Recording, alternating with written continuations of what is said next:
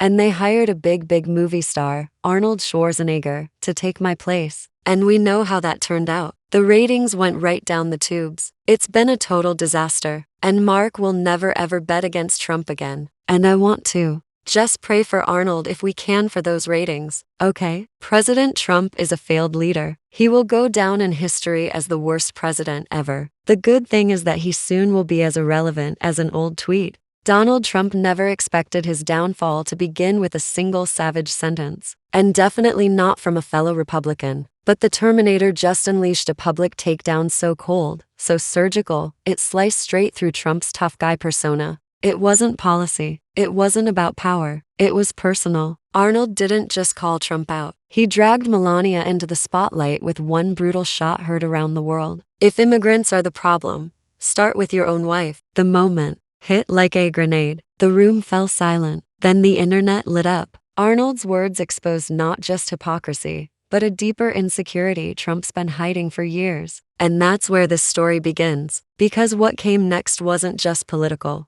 It was a war. In fact, as president of this great country, you have a moral responsibility to send an unequivocal message that you won't stand for hate and racism. Donald, I have a great idea. Why don't we switch jobs? You take over TV because you're such an expert in ratings, and I take over your job, and then people can finally sleep comfortably again. For years, Trump has waged war on immigrants, painting them as threats to the American dream. But no one dared flip the mirror until Arnold stood up and said what millions were thinking. The irony? Melania's own immigration journey was filled with unanswered questions, mysterious visa types, fast-tracked green cards, and documents that no one's ever truly verified. While Trump built walls and banned Muslims, his own wife reportedly arrived on a visa reserved for extraordinary ability. What exactly was that ability? Posing in European catalog, people are asking. And Arnold just gave them permission to demand answers. Trump's base is furious,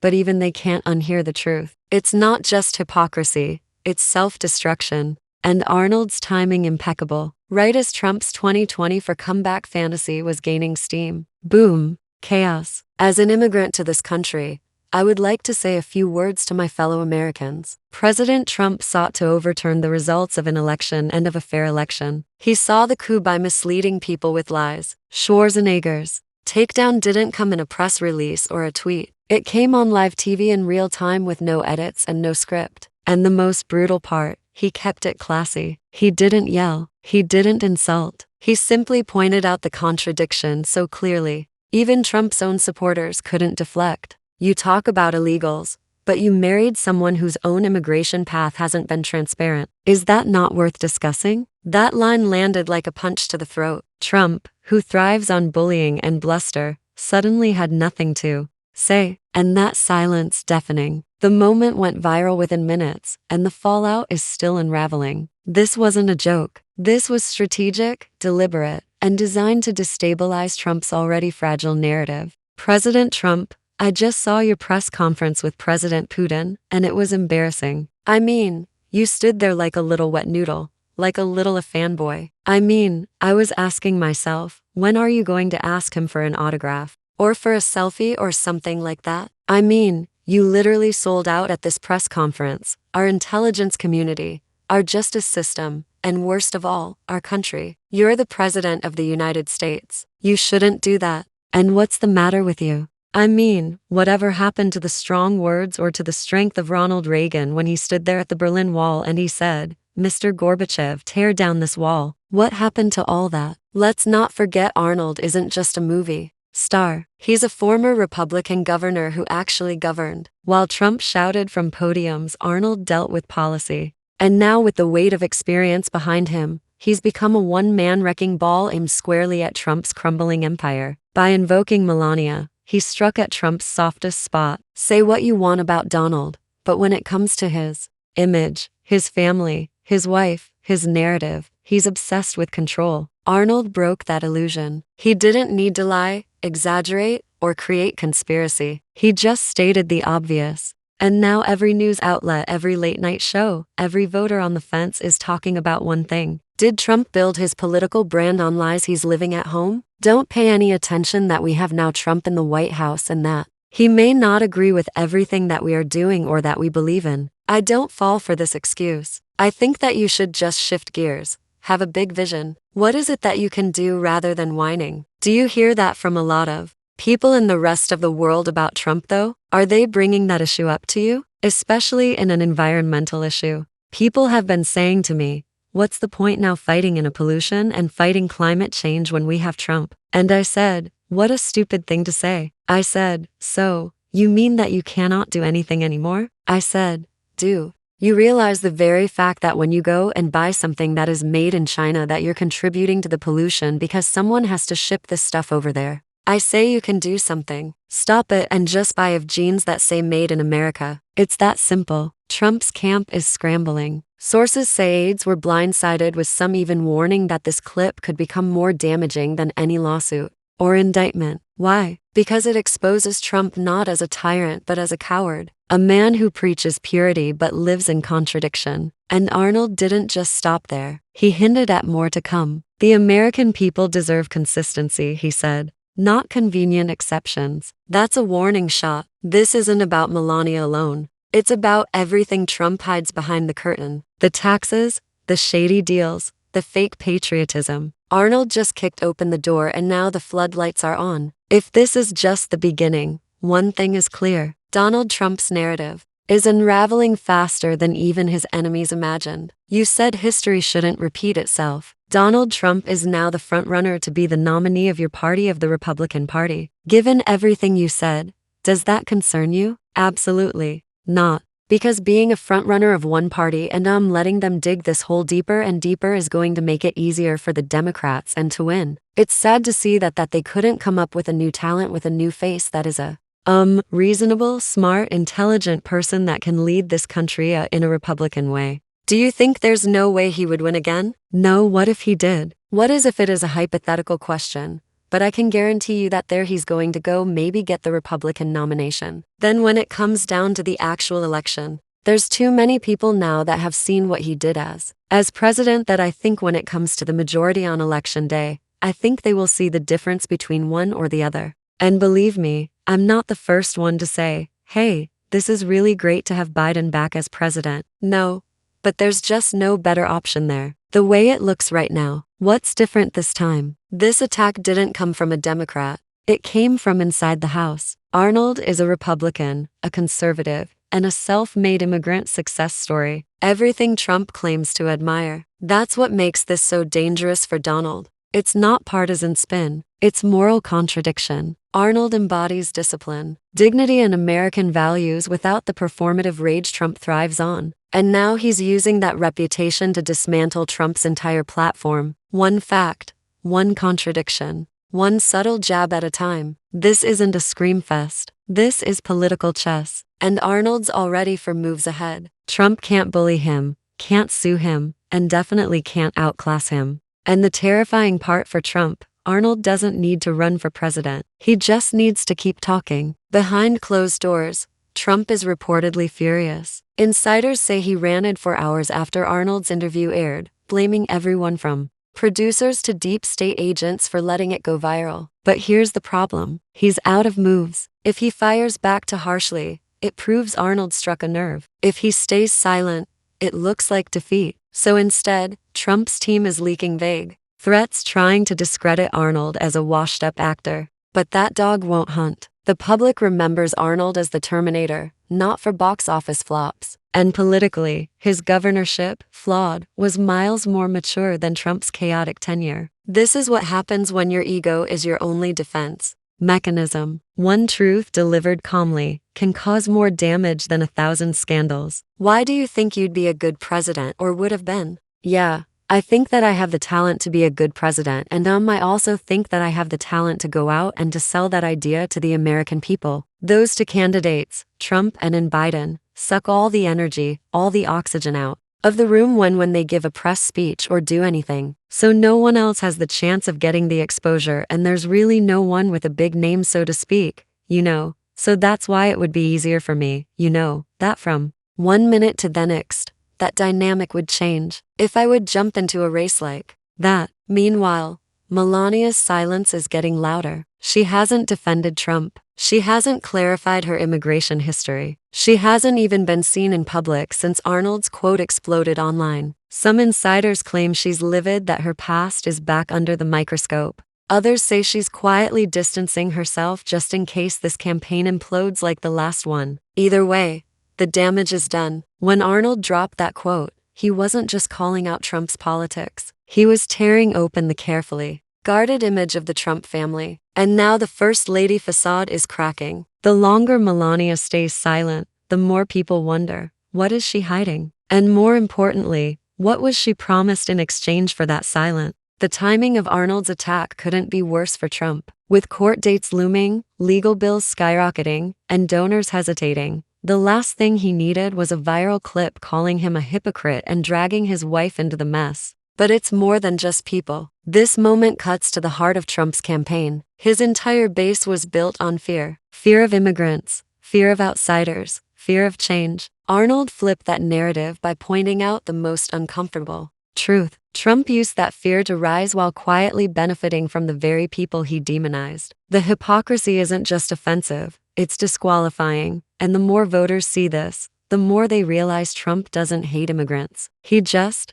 hates when they can't be used as props. In the middle of the president's tweet tired on Saturday morning about President Obama wiretapping his phones, he also took the time to tweet about Arnold Schwarzenegger and The Apprentice. And he said, Arnold Schwarzenegger isn't voluntarily leaving The Apprentice. He was fired by his bad, pathetic ratings, not by me. Saddened a great show. What do you think? I think that Donald Trump's in love with Arnold Schwarzenegger. That's what Arnold Schwarzenegger thinks. And I agree. Okay, so Schwarzenegger spoke with Michael's radio show. Here's what he said. Oh, she gave it away. Final question, unrelated subject, but I'd be derelict if I didn't ask. Why do you think the president is fixated on you? Why does he keep talking about you through his Twitter feed? I think he's in love with me. Is that what it is? Yeah, I think so. You've had a long relationship with him. Oh, he is. That's all you're saying on that. Thank you, Governor. Absolutely. Well, he also talks a lot, as they say on Seinfeld.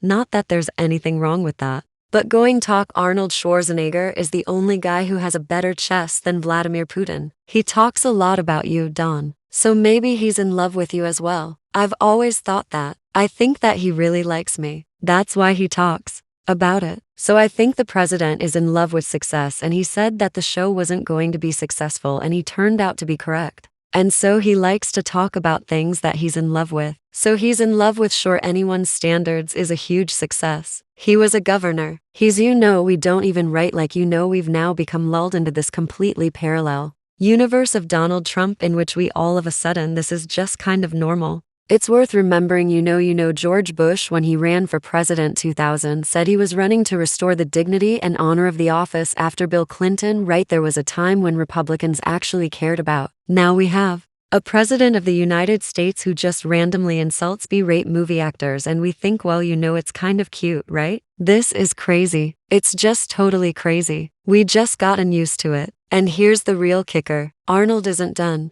He's already scheduled for another round of interviews, and insiders say he's planning to go deeper next time. That means more revelations, more truth bombs, and more dismantling of Trump's carefully crafted myth. This isn't just a viral moment. It's a campaign wrecking ball. Trump's Achilles heel has always been his ego, and Arnold just slipped a dagger right into it. Unlike politicians who tiptoe around Trump's wrath, Arnold is fearless, unbothered, and impossible to cancel. And that's what makes this takedown so lethal. It's not loud, it's not unhinged, it's strategic, and it's working. The walls are closing. And if Arnold keeps speaking, this may not just be the end of a campaign. It may be the end of Trumpism itself. Trump's media allies are scrambling. Fox News is pretending it didn't happen. MAGA influencers are spinning wild conspiracy theories that Arnold's clip was AI generated. But the internet doesn't lie, and neither does that cold surgical takedown. What terrifies Trump's base isn't just the message, it's the messenger.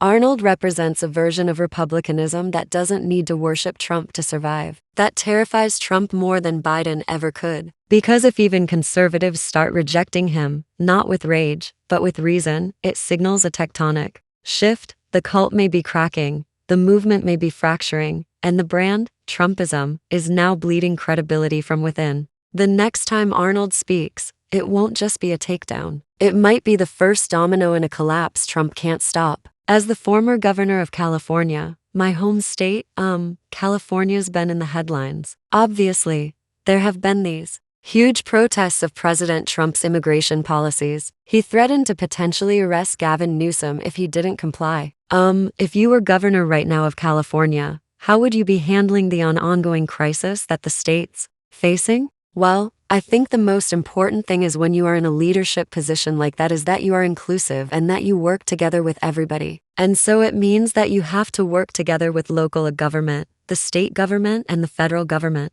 They have to work together rather than fighting each other, fighting each other's agendas and all that stuff that doesn't do good to anybody. And so that's number one. Number two, the most important thing is to create immigration reform because all of this is happening because we don't have immigration reform. For decades now, this country has needed immigration reform, which means that we recognize the fact there's people in the South of America that want to come north to work and that we therefore should supply them with enough visas so they can come because we need those workers. So this is the bottom line because then we would know who is here. We would be able to get rid of the criminal elements that are here and all of this stuff. So we wouldn't be in a mess that we in right now. So this is my way of saying always. Democrats and Republicans have to come together and solve this issue. If they really want to be public servants, yeah, if they want to be party servants and be party hacks and be tied to the ideology, then it won't happen. But if you want to make this country better and if you want to improve this country and improve the situation of people's lives and bring the prices down and all of this, you will go and serve the people of America. This is what it is that you're public servant. That's what you're supposed to do. That's what I would do if I'm governor. Let's not forget Trump built his political persona on truthling, on saying what others are too scared to say. But when someone else does the same to him with facts instead of fear-mongering, suddenly he's the victim. Suddenly, the free speech warrior wants silence. That's the difference. Arnold didn't yell. He didn't mock. He exposed. And exposure is Trump's greatest fear. Behind the bluster and bravado is a man built on illusions of success, of masculinity, of patriotism. Arnold didn't just challenge those illusions, he shattered them. And once shattered, illusions can't be repackaged for the next rally. They haunt. They linger. They go viral. Trump may survive a dozen indictments, but he won't survive mass disillusionment. That's what Arnold ignited, and it's only just begun. Mr. Trump has been indicted on federal charges, but most of the top Republican officials are siding with him against the special prosecutor. How do you explain that? If the charges are correct, then he's going to be in deep trouble. But at the same time, I have to say that, we're always innocent until proven guilty. So, we will find out what the courts say in the future. But, if the charges are right, I think that he's going to be in deep trouble. And how worried are you about the fact that he could be reelected president? I'm not worried about it because I don't think it's going to happen. But that's just my thinking. Now, voters are asking the right questions. If Trump is so anti-immigrant, why is his wife one? If he's so pro-family values, why do so many insiders describe his home life as cold, transactional, and scripted? And most importantly, if he's such a fighter, why does he crumble every time someone speaks the truth? Arnold didn't use Democratic talking points. He used Trump's own contradictions, and that's what makes this so lethal. It's not outside criticism. It's internal decay. The Trump mythos is being unraveled thread by a man who once shared his stage but never drank his Kool-Aid. Arnold knows the script, and he's tearing it up on live TV, not out of revenge, but because he sees the country drowning in delusion. I want to ask you a quick question about Donald Trump. He listed his weight at 215 pounds. You are one of the foremost experts on the male physique, bodybuilding, etc. When you size him up, what would you guess that man weighs? I don't really know how much he weighs. I can tell you one thing that if you would ask me, what should you do for fitness?